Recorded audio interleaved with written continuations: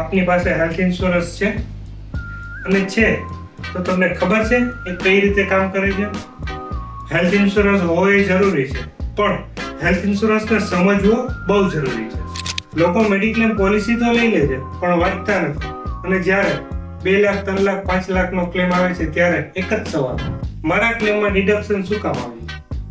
પણ જો પોલિસી લેતા સમયે ચેક કર્યું હોત કે રૂમના રેન્ટમાં લિમિટ કેટલી છે, શું કોઈ કોપે લાગેલું છે, અથવા કોઈ ડિઝીઝ વાઇઝ પ્રોપરલી કોઈ લિમિટ છે, જો આ ચેક કરેલું હોત તો આ ડિડક્શન આવ્યું ન હોત. આજે આપણે સિમ્પલ ભાષામાં સમજશું કે હેલ્થ ઇન્સ્યોરન્સ કઈ રીતે કામ કરે છે અને IRDA ની કઈ કન્ડિશન તેમાં લાગુ પડે છે. હેલ્થ ઇન્સ્યોરન્સમાં ક્લેમ ક્યારે કરી શકાય? તો હેલ્થ ઇન્સ્યોરન્સમાં ક્લેમ કરવા માટે 2 કન્ડિશનમાંથી કોઈ પણ એક કન્ડિશન ફૂલફિલ થવી જરૂરી. સૌથી પહેલી કન્ડિશન, હોસ્પિટલમાં 24 કલાક એડમિટ થવું જરૂરી. આપણે ડોક્ટરને સામાન્ય તાવ, શરદી, ઉધરસમાં બતાવવા જાય છે તો ડોક્ટર શું કરે છે? પહેલા આપણે ચેક કરે છે, જરૂર લાગશે તો રિપોર્ટ કરાવશે, અને રિપોર્ટ ચેક કર્યા પછી એવું કહે છે ડોક્ટર કે ભાઈ અઠવાડિયા સુધી દવા લો, સારું ન થાય તો પાછા આવજો. તો જનરલી મેડિક્લેમમાં ખર્ચો મળવા પાત્ર થતો નથી. પણ અઠવાડિયા પછી ફરી પાછા ડોક્ટરને બતાવવા જાય છે અને ડોક્ટર ચેક કર્યા પછી કહે છે કે ભાઈ તબિયતમાં સુધારો નથી, હોસ્પિટલાઇઝ થવું પડશે.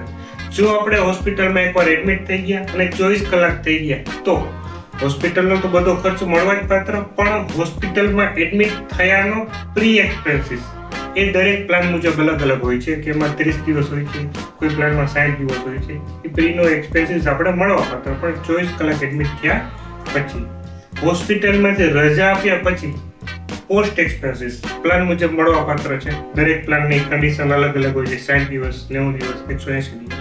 સૌથી પહેલી કન્ડિશન આ 24 કલાક એડમિટ થવું જરૂરી. ક્લેમ માટે બીજી કન્ડિશન 541 ડે કેર ટ્રીટમેન્ટ છે કે જેમાં હોસ્પિટલમાં એડમિટ થવાની જરૂર નથી.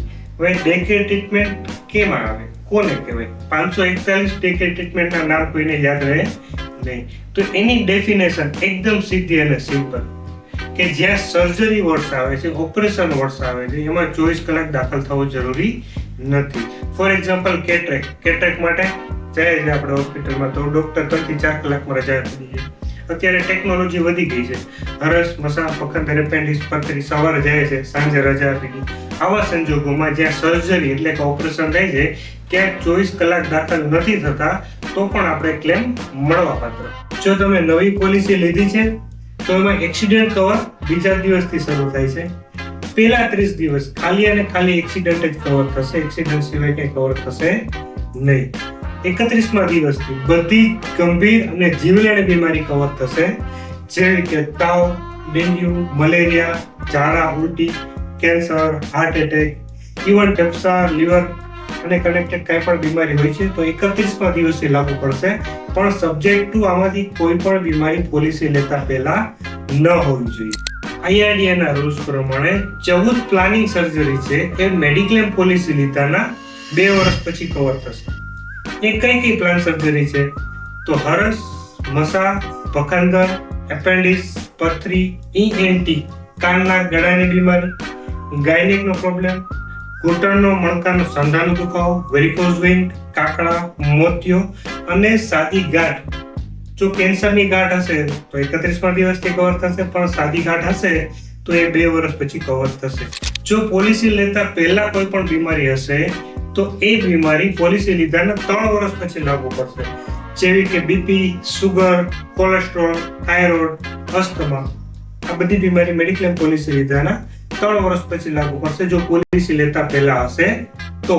હવે માર્કેટમાં ઇન્સ્ટન્ટ કવર રાઇડર આવી ગયા છે કે જેમાં પોલિસી લેતા પહેલા asthma, blood pressure, cholesterol, diabetes જેવી બીમારી હશે તો એક્સ્ટ્રા પૈસા ભરીને એને 3 વર્ષને બદલે 1 મહિનામાં કવર થઈ શકશે. પોલિસી લીધાના 30 દિવસ પછીથી આ 4માંથી કોઈ પણ બીમારી હશે તો ઇન્સ્ટન્ટલી કવર થશે. પણ ધ્યાન રાખો, જો પોલિસી લેતા પહેલા કોઈ પણ ક્રિટિકલ ઇલનેસ હશે, જેવી કે હાર્ટ, કિડની, ફેફસા, લીવર, બ્રેનને કનેક્ટેડ બીમારી હશે તો એ બીમારી ઇન્સ્ટન્ટ કવરમાં પણ કવર થશે નહીં. એ બીમારી માટે સ્પેશિયલ કન્ડિશન લાગુ પડી શકે છે. મેડિક્લેમમાં કેટલી એવી ટ્રીટમેન્ટ છે કે જે પરમેનન્ટલી એક્સક્લુઝનમાં આવે છે, ક્યારેય મળવાપાત્ર નથી.